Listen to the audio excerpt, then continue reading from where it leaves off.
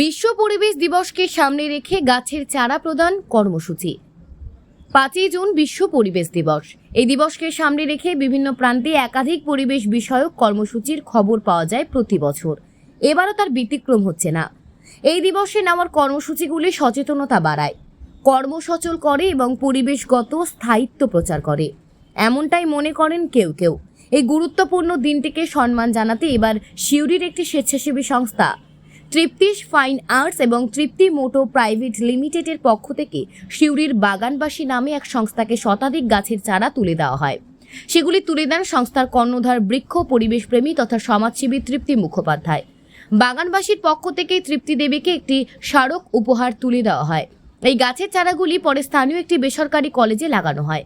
উল্লেখ্য, বিশ্ব পরিবেশ দিবসে এই বছরের থিম এখন কাজ করুন এবং ভবিষ্যৎকে বাঁচান, পৃথিবীকে আবার সবুজ করুন। এই থিমকে সামনে রেখে দূষণমুক্ত পৃথিবী গড়তে এবং সুস্থ শ্বাসের জন্য গাছের চারা প্রদান কর্মসূচি বলে জানা গিয়েছে।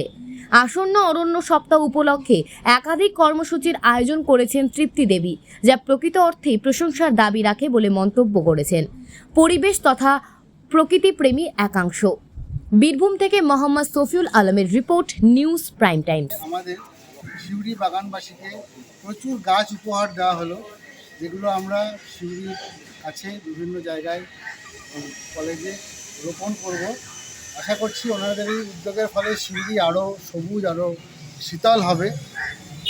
তৃপ্তি মোটরস এবং তৃপ্তি ফাইন্যান্সকে আমাদের সিউড়ি বাগানবাসী গ্রুপের তরফ থেকে অনেক ধন্যবাদ তাদের এই সবুজ উদ্যোগে।